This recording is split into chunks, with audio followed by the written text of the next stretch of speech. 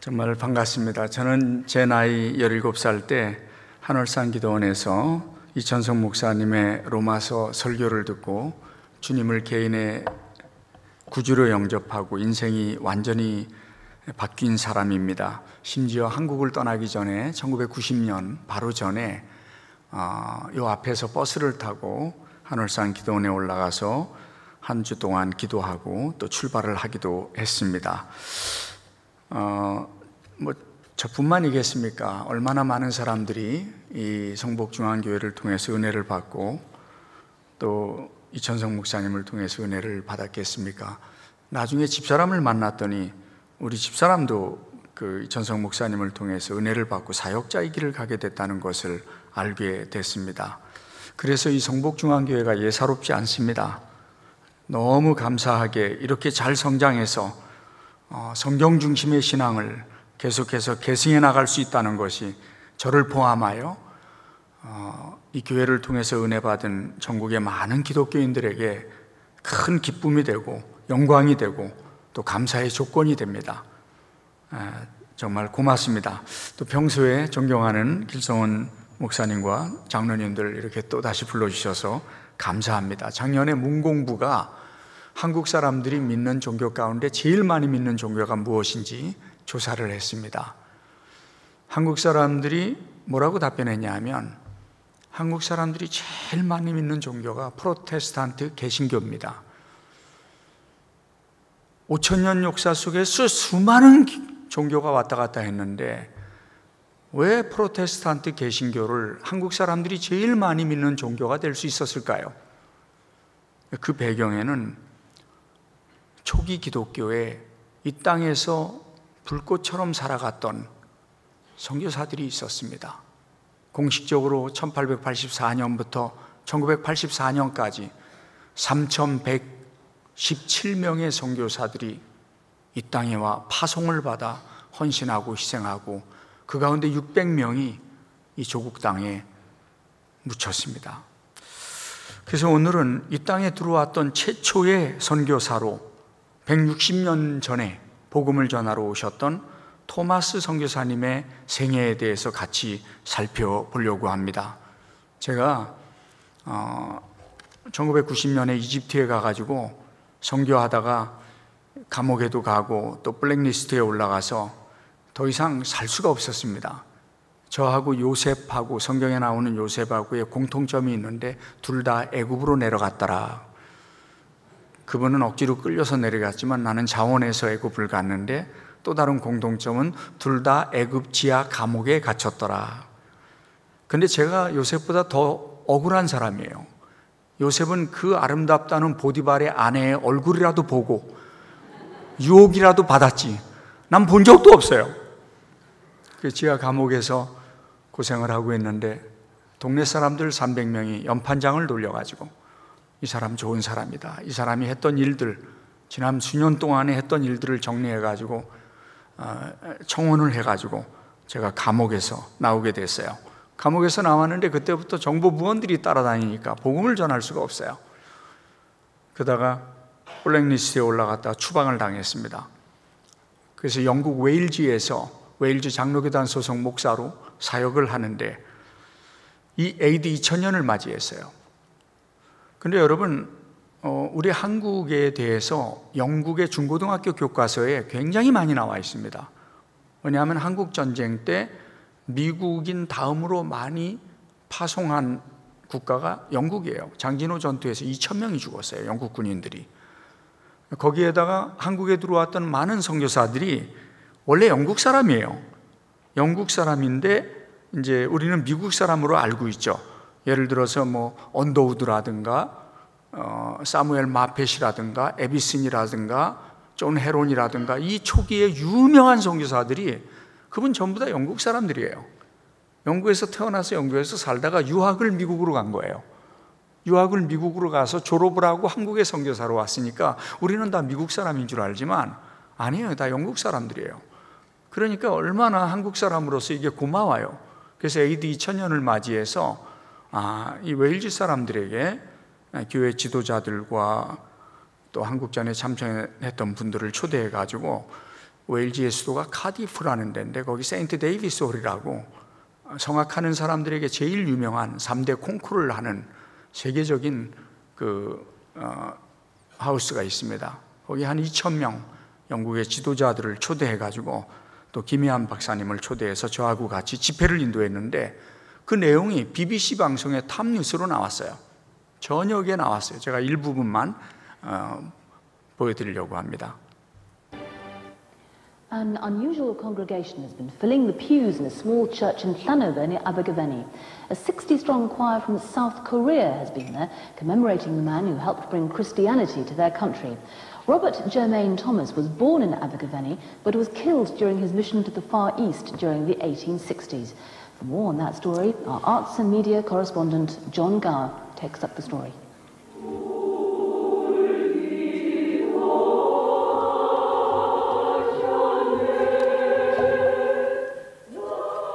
To thank the people of Wales for the gift of the gospel and to commemorate the martyrdom of Robert Jermaine Thomas, 60 people travelled all the way from Southeast Asia to the small chapel at Llanover near Abergavenny.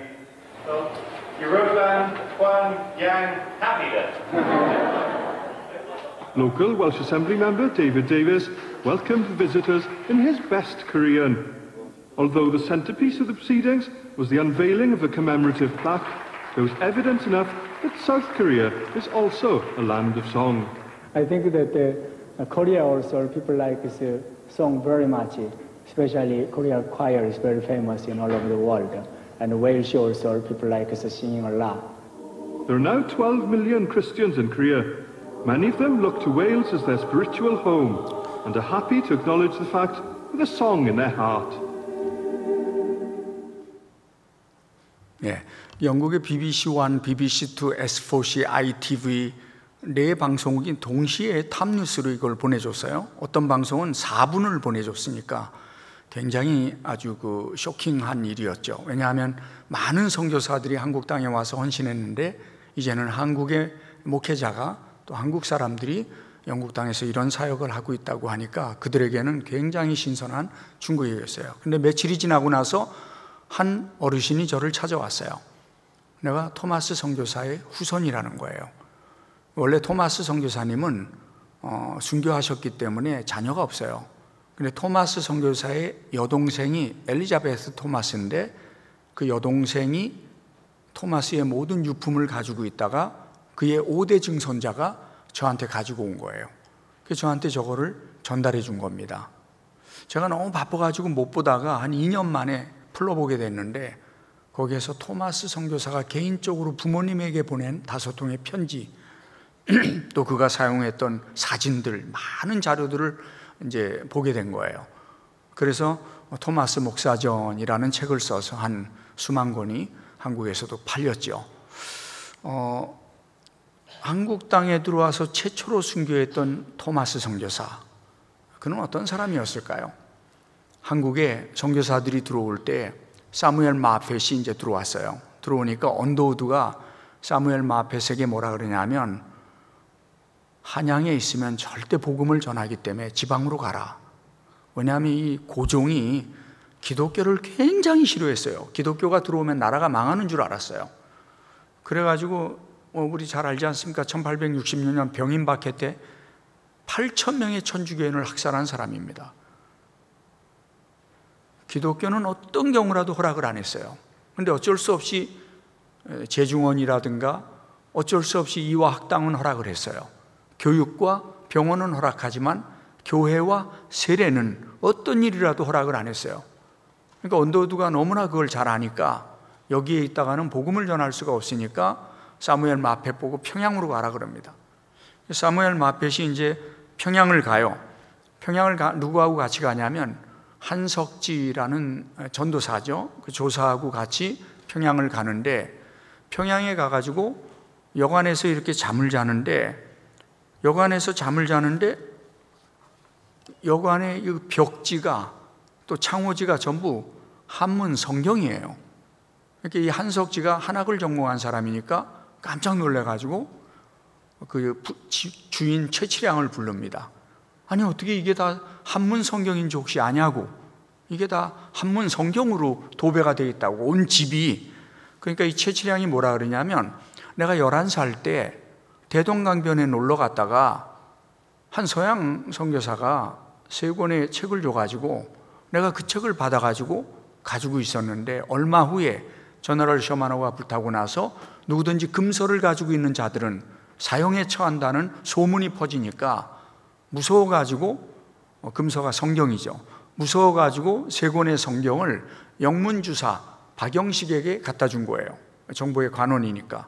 근데 이 박영식이 그 성경책을 정부에다 갖다 주지 않고 자기가 이렇게 가지고 있다가 집을 지을 때 창호지로, 도배지로 사용을 한 겁니다. 성경은 예나 지금이나 아주 그 질이 좋습니다. 빳빳하고 또 질이 좋아요. 그래가지고 벽지로 쓰기 좋고, 특히 옛날에는 담배 말아서 피기 좋고, 그래가지고 성경을 가지고 이제 벽지로 썼다는 거예요. 이게 얼마나 놀랍습니까? 그래서 바로 그 여관에서 성경 공부가 시작이 된 거예요. 최치량이 제일 먼저 참석을 하고 10명 정도가 모여가지고 거기에서 성경 공부가 시작이 되고, 이제 좁은 방에서 모이지 못하니까 그 옆에 널다리 꼴교회라고 교회가 시작이 되고, 거기 길선주 장로님께서 이제 들어오면서 자기 땅을 일부분 내놔가지고 장대원 교회라고 하는 교회를 짓게 되는데, 이게 바로 최치량의 여관에서 시작된 것이고, 이 장대원 교회의 최초의 학습자, 최초의 세례자, 최초의 장로는 바로 이 최치량 장로님이 되는 것이죠. 그래서 이 사무엘 마펫이 평양에 가서 복음을 전하다가 1893년에 서울로 돌아와서 선교사 보고회의에서 한 말이에요. 평양에서 씨를 뿌리는 도중인데도 중요한 일들이 이루어졌습니다. 이미 책들이 뿌려지고 읽혔습니다. 길가의 상당수의 사람들에게 뿌려졌고 도시 주변에 사는 상당수의 주민들에게도 전달되었습니다. 나는 여기에 복음의 씨앗을 뿌리러 왔는데 이미 씨앗은 뿌려졌고 나는 지금 열매를 맺고 있습니다. 최치량뿐만 아니라 이신행이라는 여자가 사무엘 마펫을 찾아와서 토마스에게 받은 성경책을 주면서 당신이 지금 말하는 것이 이 성경책의 내용하고 똑같아서 확인하려고 왔다고 합니다. 황참판택 조카 며느리 이영복이라는 사람이 또 사무엘 마펫을 찾아와서 토마스에게 받은 성경책을 전달해 준 겁니다. 지금까지 이제 토마스 선교사에 대한 연구는 전부 저너럴 셔먼호와 관계해가지고 대동강에서 일어난, 토마스가 대동강에 나타난 거, 주영포에 나타나서 죽을 때까지 딱 10일밖에 안 걸렸는데 여기에만 다 집중을 하게 된 거예요. 자, 그래서 이제 사무엘 마펫이 1909년에 한국 선교위원회 연례회의에서 토마스의 업적을 기르기 위하여 위원회를 조직을 합니다. 그리고 1929년 9월 12일 날 제15회 조선 예수교 장로회 총회를 토마스가 순교한 60주년을 기념해서 평양에서 개최를 하게 되고 토마스 기념 재단을 만들게 됩니다. 사무엘 마펫이 회장이 되고 오문환 장로님이 총무가 돼가지고 3가지 사업을 하기로 합니다. 첫째, 토마스 생애에 관한 책을 출판하자. 두 번째, 토마스가 돌아가신 그 무덤 근처에 교회를 짓자, 기념교회를. 세 번째, 복음 사역을 위해서 토마스가 복음을 전했던 서해안에 복음을 전하기 위하여 5만 엔을 모금하자.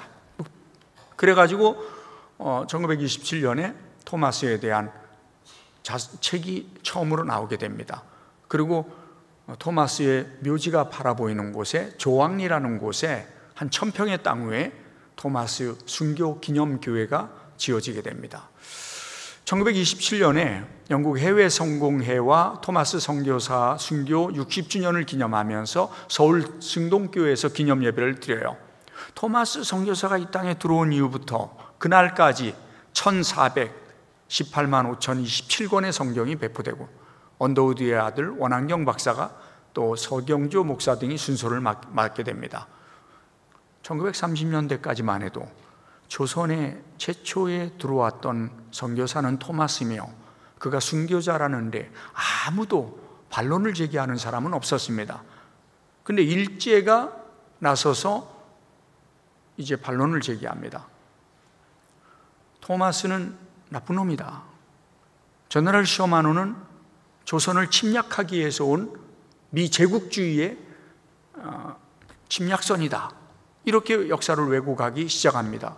왜 왜곡을 하게 되냐면 1937년에 중일전쟁을 일으키면서 태평양 전쟁을 일으켜요. 태평양 전쟁을 일으키면서 제일 많이 썼던 말이 뭐냐면 내선일체 사상입니다.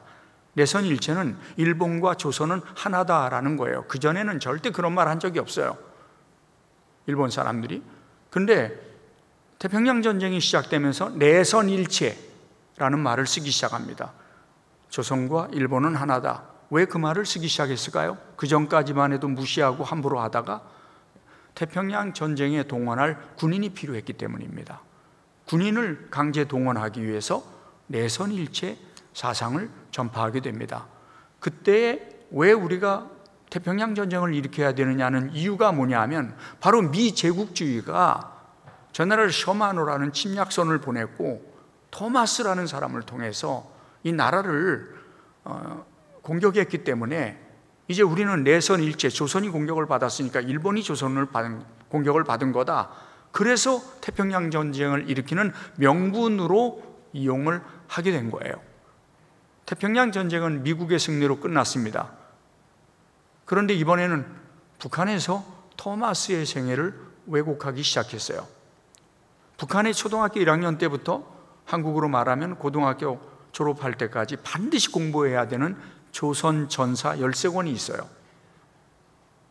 제가 영국에서 공부할 때 북한학으로 제일 유명한 학교가 셰필드 대학이에요. 거기에 가서 연구를 했는데 조선 전사 13편에 뭐라고 나와 있냐면 전나라 셔마노의 총격과 포격에도 불구하고 자살 공격대는 정오에 마지막으로 불로 공격했다. 부대의 지휘관은 김일성의 고조 할아버지인 김웅우였다. 토마스는 분노한 조선인들에 의해 그의 친구와 함께 살해되었다. 오만한 제국주의 미국의 적들이 조선인들에 의해 모두 죽임을 당했다. 이것은 조선인들에 의한 심판이어야 한다.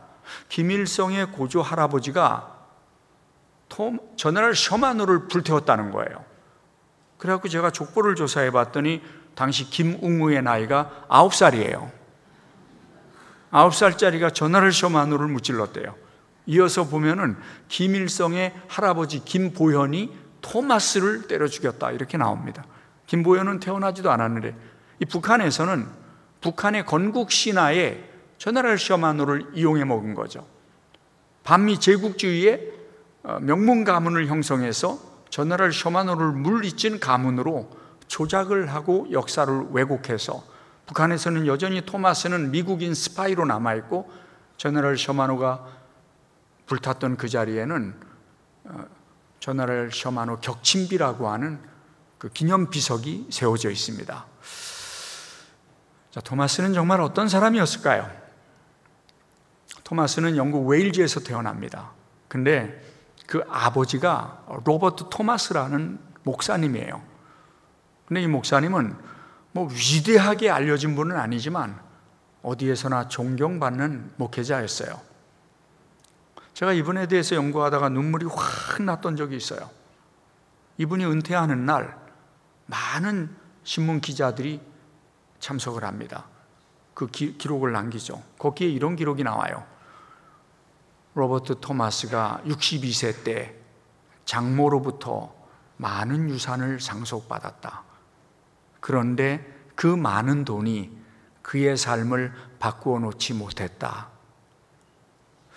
그가 노년에 장모님이 죽으면서 유산을 많이 받습니다.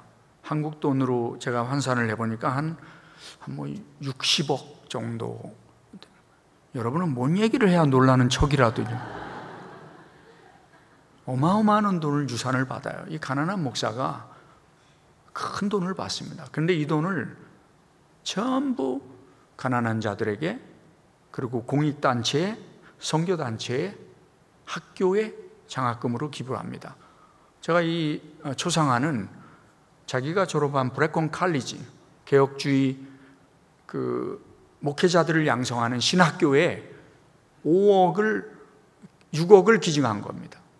그러니까 학교가 고마워서 정문에다가 초상화를 그려놓은 거를 제가 사진 찍어 가지고 온 겁니다. 굉장히 존경받는 목회자였어요. 처음에는 수완지라고 하는 아주 그 항구 도시의 큰 교회 담임 목사로 27살 때 간 사람입니다. 근데 부인이 적응을 못해요. 이 항구 도시는 언제나 돈도 많지만 또 술집도 많고 사창가도 있고 이러잖아요.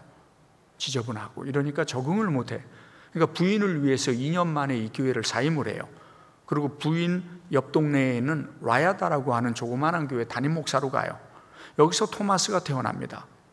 그리고 토마스가 9살 때 하노버 교회로 아버지가 부임을 합니다. 아버지는 여기에서 37년 동안 목회를 하시고 은퇴를 하십니다. 토마스가 살던 목사관입니다. 지금도 그대로 남아있지요. 토마스는 11살 때 클란더버리 칼리지라는 학교에 프린스 필립 장학생으로 입학을 하게 됩니다. 이 학교는 굉장히 좋은 학교입니다. 왜 그러냐 하면 제 아들이 나왔어요. 아직 순교자는 안 됐지만 저 학교를 보냈습니다. 클란더버리 칼리지에서 공부를 하는데 우리로 말하면 이제 세컨다리 스쿨, 중학교하고 고등학교 7년 과정을 영국에서는 칼리지라고도 합니다. 여기 클란더버리 칼리지에 학교 11살 때 들어갔는데 14살 때 조기 졸업을 해요. 그리고 졸업하면서 옥스퍼드 대학교 지저스 칼리지에 스칼라십, 장학생으로 합격을 합니다. 14살짜리가 모든 학교를 끝냈어요. 굉장히 똑똑했던 사람이죠. 공부 면에서는. 제가 그 학적부를 봤더니 전부 100점이에요. 만점이에요. 그리고 이제 저 학교를 졸업을 합니다. 저 많은 학생들 가운데 한 명이 토마스입니다. 근데 옥스퍼드 대학에 못 가요. 당시 옥스퍼드 대학교는 영국 성공의 교인들만 갈 수 있었습니다. 옥스브리지라 그럽니다. 옥스퍼드 캠브리지는 영국 성공의 학교이기 때문에 영국 성공의 교인들만 들어갈 수가 있고, 토마스는 성공의 교인이 아니고 개혁주의 집안에서 자랐기 때문에 그 학교를 못 들어가요. 못 들어가는 대신에 워터만 박사 밑에서 의사가 되기 위하여 2년 동안 수업을 하다가 사역자가 되기로 결심하고 이제 운드리라고 하는 곳에 잉글랜드에 학교 선생님으로 갑니다. 16살짜리가 선생님으로 가요. 그리고 그가 다녔던 교회인데, 제가 저 교회 자료를 연구하다가 깜짝 놀란 게, 토마스가 처음 맡았을 때 주일학교를 맡아요. 처음 맡았을 때 학생이 50명이었는데 1년 반에 토마스가 바로 떠나기 전에 집계해 보니까 160명으로 늘어났어요. 토마스는 어디에 가나 적극적이고 최선을 다해서 교회를 세우고 부서를 세우고 했던 사람이라는 걸 기록을 통해서 볼 수 있어요. 근데 여기에서 한 여인을 만납니다. 캐롤라인 고드프리라는 아름다운 여인이에요. 저 여인은 그 교회의 재정집사의 딸이었는데, 그 재정집사는 마나하우스, 즉 영주의 집에서 살고 있는 이 동네의 최고의 갑부입니다. 캐롤라인 고드프리가 사는 집을 제가 사진 찍어 왔습니다. 사진에 다 담기지도 않아요. 당시에 18세기 빅토리안 스타일의 그 수영장이 있는 집이니까 여기에 종들도 같이 있고요. 이 캐롤라인 고드프리가 외동딸인데, 이 외동딸로 상속받는 땅이 73만 평입니다. 73만 평. 근데 물론 그거 다 포기하고 선교사로 떠나갑니다. 토마스는 이제 신학교에 가기 위하여 자기 집으로 돌아옵니다. 그리고 하노버 교회에서 처음으로 설교를 합니다. 예수 그리스도는 어제나 오늘이나 영원토록 동일하시느니라. 이게 토마스가 한 최초의 설교입니다. Jesus Christ is the same yesterday, today, forever 라는 주제죠. 18살에 런던 대학교 뉴 칼리지에 학교를 다니게 됩니다. 지금으로 말하면 이제 개혁주의 신학을 가리키는 총신대학교 이렇게 볼 수 있습니다. 자, 런던 대학교에서 채플 시간에 설교를 듣다가 중국 선교사로 가기로 결심을 합니다. 당시 닥터 로카드라고 메디컬 닥터로서 북경에서 사역하고 있었던 분이 계셨어요. 이분이 처음으로 영국에 와서 채플 시간에 설교하는데 토마스가 거기에서 콜링을 받습니다. 토마스가 이렇게 말합니다. 하나님께서는 약 18개월 전에 로카드 박사의 강연을 통해서 제 마음속에 말씀하셨습니다. 저는 모든 것에 대해 인도함 받기를 간절히 기도했습니다. 사역자가 되려는 사람은 두 가지 소명이 있어야 됩니다. 하나가 내적 소명입니다. 하나님이 부르셨다는 확신입니다. 남이 가라고 해서 갈 수 있는 길이 아닙니다. 두 번째는 외적 소명입니다. 공동체가 봤을 때, 교회가 봤을 때 저 사람은 정말 사역자라고 인정을 받는, 토마스는 그런 면에서 내적 외적 소명을 다 갖추고 있었던 사역자였습니다. 5년 동안의 신학교육을 마치고 1863년 5월 29일 날 캐롤라인 고드프리와 결혼을 합니다. 그리고 6월 4일 날 목사 안수식과 파송식을 받고 이제 중국으로 출발을 합니다. 토마스가 중국으로 출발하기 전에 썼던 글을 우리가 한번 같이 읽어보겠습니다. 선교사의 시작.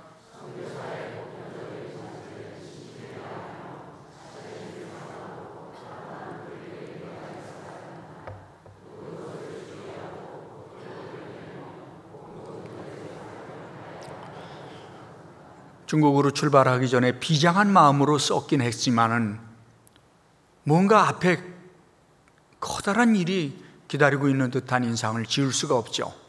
자신을 희생하고 탁월한 불굴의 인내가 있어야 돼요. 모든 고통을 이겨내고 복음 전도에 사명을 다해야 된다고 생각합니다. 이게 선교사입니다 라고 출발을 합니다.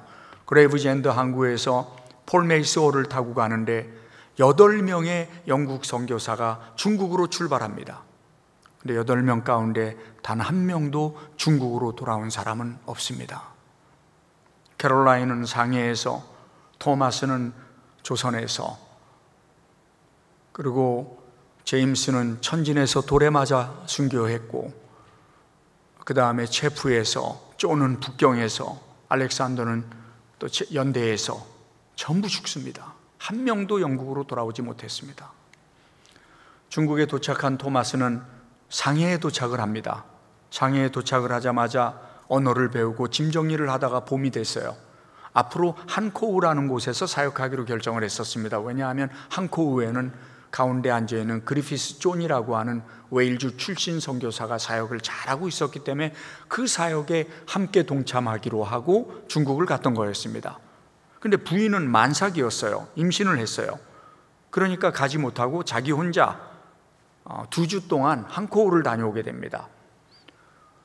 작별을 하고 한코우를 갔는데 느낌이 이상한 거죠. 사람은 그 느낌이 있지 않습니까? 10년 동안 사랑했던 여인인데 지금 떠나 있었는데 느낌이 이상하니까 2주를 채우지 못하고 중간에 돌아옵니다. 빨리 돌아오는데 돌아오다가 한 도시에서 자기를 만나러 오는 한 의사를 만납니다. 그 사람이 종이쪽지를 토마스에게 전해줍니다. 그 종이쪽지의 내용이 뭐냐면 부인이 쓴 겁니다. 내가 아이를 유산했습니다. 너무 미안해요. 너무 미안합니다. 그러나 나는 괜찮으니까 당신은 나 때문에 빨리 돌아오지 마시고 그곳에 가신 목적을 다 성취한 다음에 돌아오십시오. 나는 괜찮습니다 라는 쪽지였습니다. 그러나 이미 그 쪽지를 썼을 때에는 이미 캐롤라인은 이 세상 사람이 아니었습니다. 그 의사로부터 죽었다는 이야기를 들었습니다. 그 상해에 왔는데 상해는 원래 굉장히 습기가 많은 지역이기 때문에 토마스가 올 때까지 기다리지 못하고 이미 매장을 해놓은 상태였습니다. 토마스가 와보니까 캐롤라인은 죽었고 이미 묘지에 묻혀 있는 거죠. 얼마나 힘들까요? 10년 동안 사랑했던 여인, 복음을 위해서 조국을 떠났는데 떠난 지 불과 서너 달 만에 부인이 죽었으니 말이죠. 그것도 그 모습도 보지 못하고 토마스가 편지를 씁니다. 제 사랑하는 아내는 받을 수 있는 고난을 모두 받았습니다. 더 이상 편지를 쓸 수가 없습니다. 슬픔이 또다시 복받쳐 오릅니다. 고귀한 선교 사역을 위해 철저하게 제 자신을 드리려고 했는데 이제 막 사역을 시작했는데 지금 저는 여러분의 기도가 필요합니다. 그럼 이 여인은 왜 죽었냐면 평소에 자기하고 친하게 지내던 미국 선교사 부인이 있었습니다. 근데 이 미국 선교사 부인이 갑자기 죽습니다. 예전에는 이런 일들이 많았어요. 병균에 감염이 되면 중국 사람들은 면역이 있는데 서양 사람들은 면역이 없어요. 그러니까 급속도로 병균이 침투가 되면 그냥 직사하는 거예요. 그렇게 친하게 지냈던 미국 선교사 부인이 죽으니까 충격을 받아가지고 스트레스를 받고 충격을 받으니까 유산을 했어요.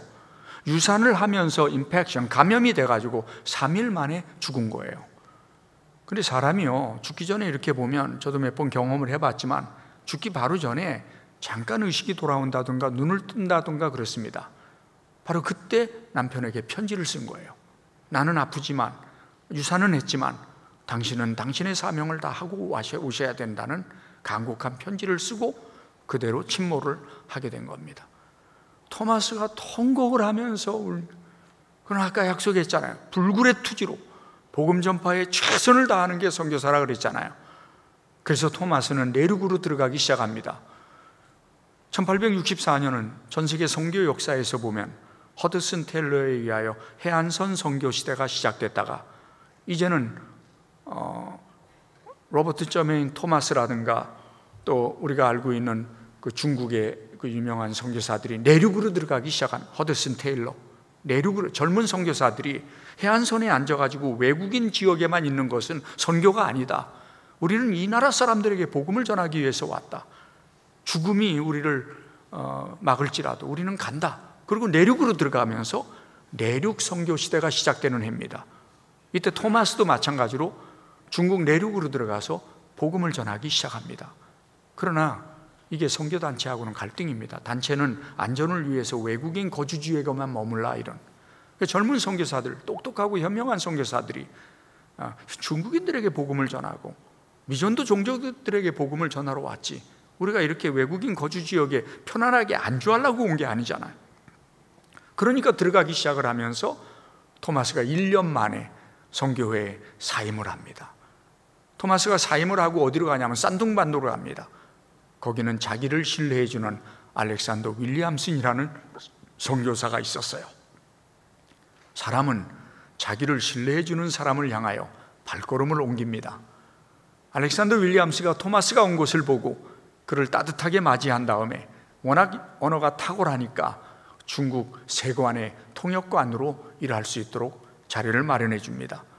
토마스는 거기에서도 챙이라는 중국인에게 복음을 전해서 성경 공부를 하고 세례를 주고 그리고 더 많은 중국인들에게 전도를 합니다. 그러다가 1865년 어느 봄날 얀타이 항구에서 김자평과 최일선이라는 조선 사람을 만납니다.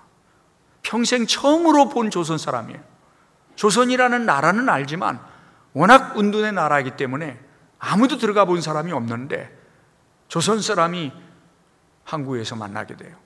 그래서 얘기를 하다 보니까 조선에서 왔다 그러는데 캐톨릭이 뭔지는 아는데 프로테스탄트 개신교를 몰라요. 성경을 몰라요. 그러니까 토마스가 그들을 데려다가 알렉산더 윌리엄슨에게 소개를 시켜주고 조선어를 공부하기 시작합니다. 언어에 탁월한 재능이 있었던 토마스는 그들에게 조선어를 공부한 다음에 이것은 바로 150년 전에 그려졌던 토마스가 전도 여행을 했던 한국의 지도입니다. 그 토마스가 드디어 런던 선교회에 나가 선교사로 다시 허입해달라고 요청을 하고 그 허락을 받고 김자평과 최선일과 중국인 우원타이라고 하는 항해사가 운전하는 배를 타고 백령도를 통해서 서해안에 3개월 동안 복음을 전합니다. 그 내용이 고종실록에 나와 있어요.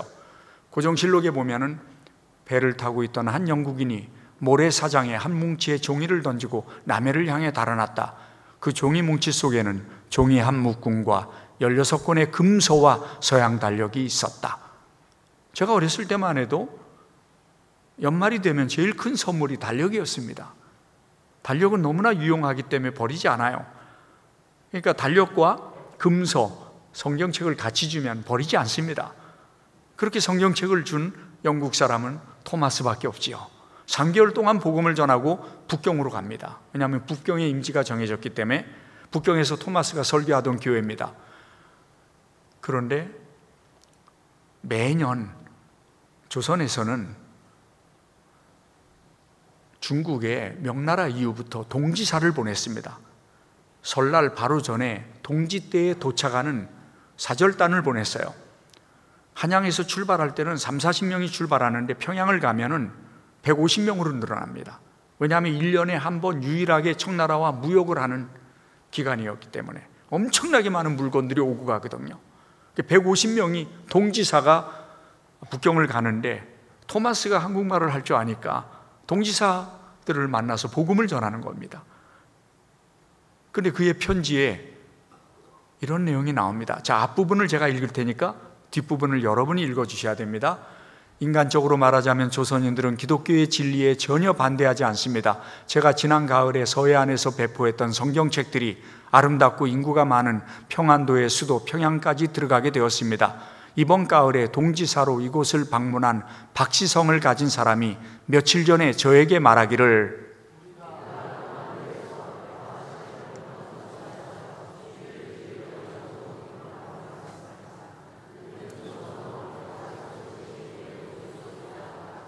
토마스 선교사의 편지에 한글로 영어 표기와 함께 야소교책이 참 좋소이다 이렇게 말하는 동지사 일행을 만났습니다. 자기가 서해안에서 나눠주었던 이 성경책이 평양 사람들이 읽고 있고 자기도 그걸 봤는데 야소교책이 참 좋소이다. 여러분, 선교사는요, 이런 말을 들으면요, 선교사의 존재의 이유고 얼마나 행복한지 모릅니다. 저도 이런 경우가 많이 있었기 때문에 토마스의 심정을 얼마든지 이해합니다. 한 번이 아니에요. 또 다른 편지에 이렇게 나와요. 여러분이 한번 읽어보겠습니다. 시작.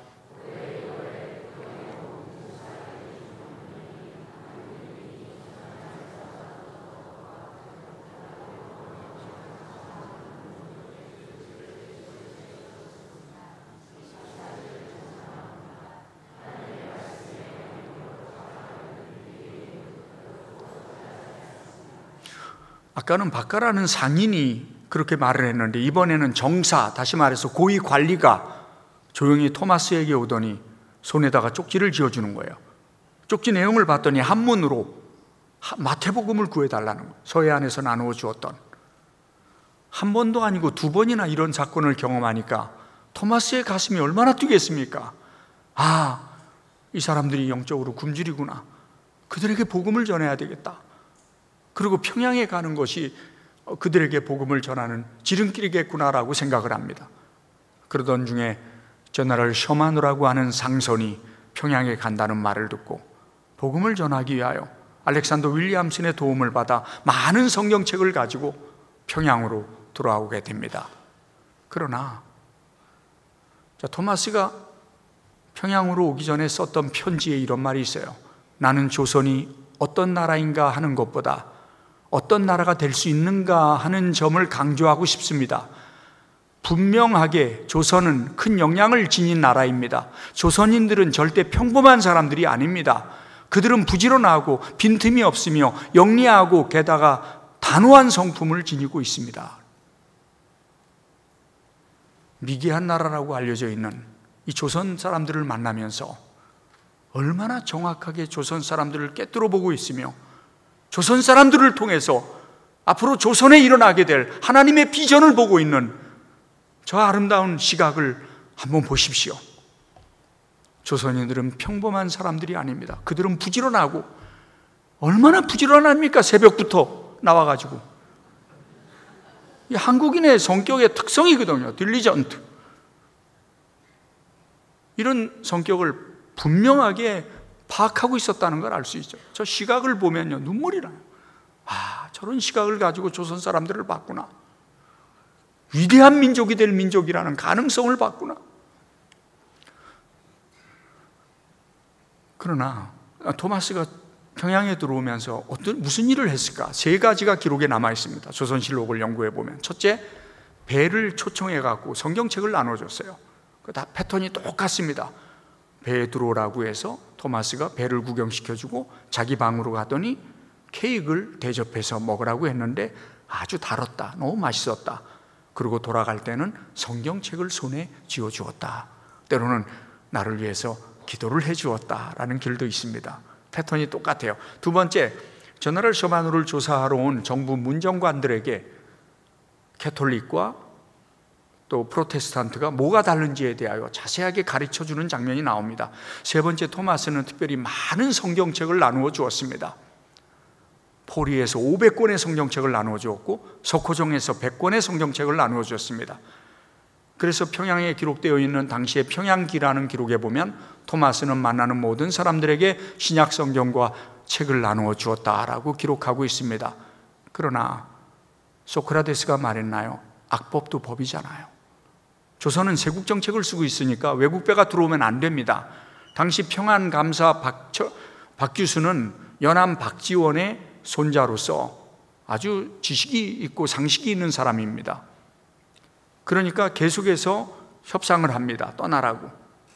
그런데 떠나지 않습니다. 너무나 많은 물건을 싣고 왔기 때문에 무역을 하겠다고 구역구역 평양으로 들어오는데 평양 시민들이 먼저 돌을 던지기 시작을 했습니다.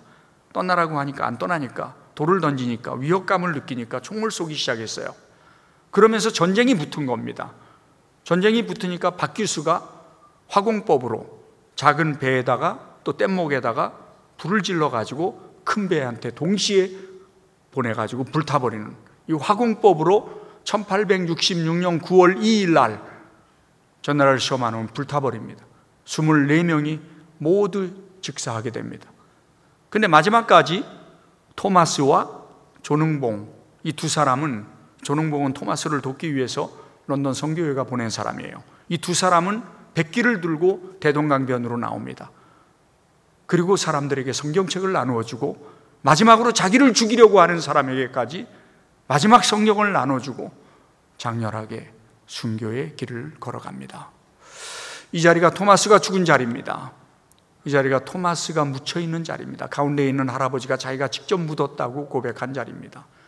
토마스가 조선 땅에 남겨준 성교 신학적 유산은 어떤 게 있을까요? 첫 번째, 토마스가 가지고 온 성경책에 의하여 훗날 초기 기독교인들이 일어나기 시작했습니다. 이 성경책을 사람들이 가지고 있다가 몰래 읽다가 나중에 예수를 믿게 되고 교회의 중직자들이 되면서 평양 중심으로 부흥의 운동이 일어난 건 우리가 잘 알고 있습니다. 홍신길 장로가 쓴 글입니다. 19살에 토마스를 만났어요. 내가 정식으로 기독교 신자가 된 것은 지난 을미년이었습니다. 그러나 복음의 씨앗을 받기는 지금으로부터 63년 전 토마스 선교사에게 받았습니다. 81세에 늙은 것을 아직도 하나님께서 세상에 남겨두신 것은 아마 토마스 선교사의 사역을 증거하라는 뜻인가 봅니다. 채치량 말씀드렸듯이 많은 사람들이 토마스에게 성경을 받고, 두 번째는 존 로스라고 하는 선교사가 한국어로 최초의 성경을 번역하게 되는데 그 동기가 뭐냐 하면 이 존 로스는 스코틀랜드에서 알렉산더 윌리엄스를 도우라고 파송을 했어요. 근데 알렉산더 윌리엄스가 존 로스에게 뭐라고 말하냐 하면 나를 돕지 말라. 조선 사람들을 사랑하다가 죽은 토마스가 사랑했던 조선 사람들을 위하여 만주로 가라. 그리고 만주에 가가지고 가던 첫 해에 존 로스도 부인이 죽습니다. 부인이 죽고 나니까 토마스의 마음을 더 절절히 깨달아 곧장 고려문으로 가서 복음을 전하기 시작합니다. 3명의 의주 청년이 예수를 믿게 되자 그들을 데리고 목단으로 데려와서 1882년 한국 최초의 성경책을 번역하게 된 겁니다.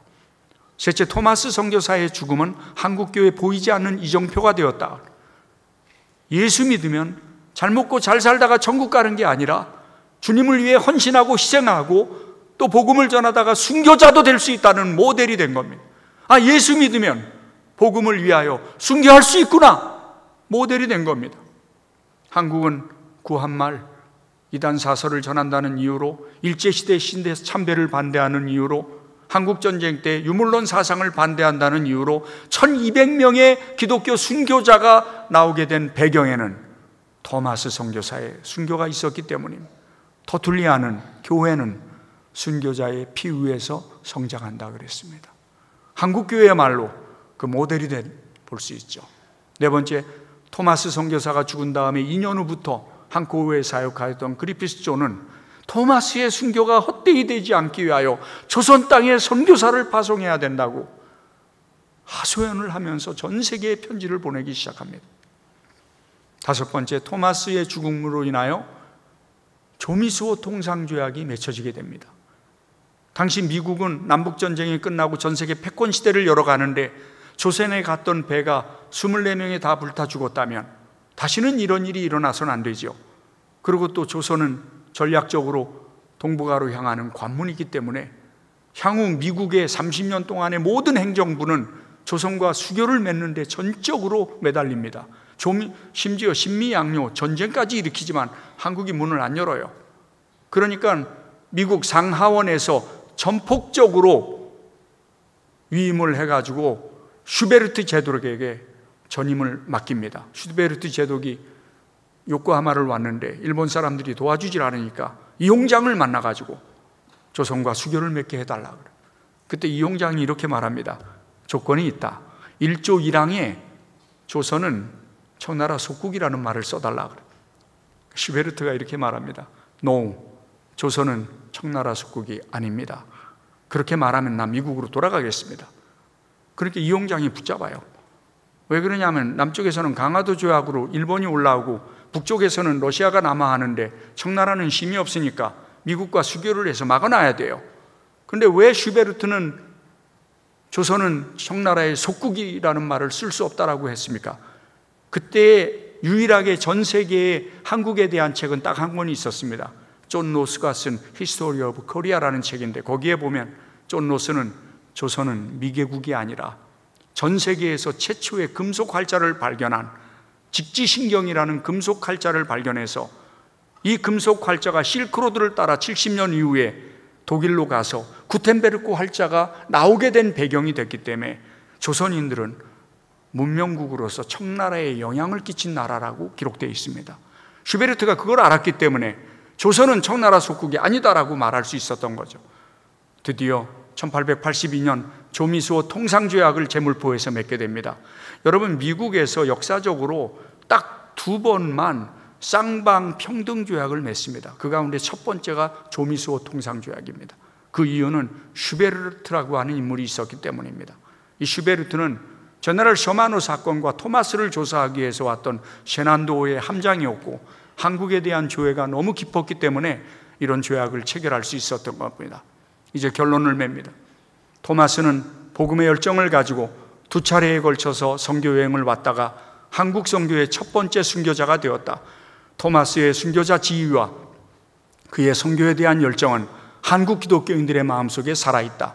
시대가 바뀌고 신학과 사관이 바뀐다 해도 그가 살았던 삶과 신앙 그리고 선교사로서의 태도는 오늘날도 남아있다.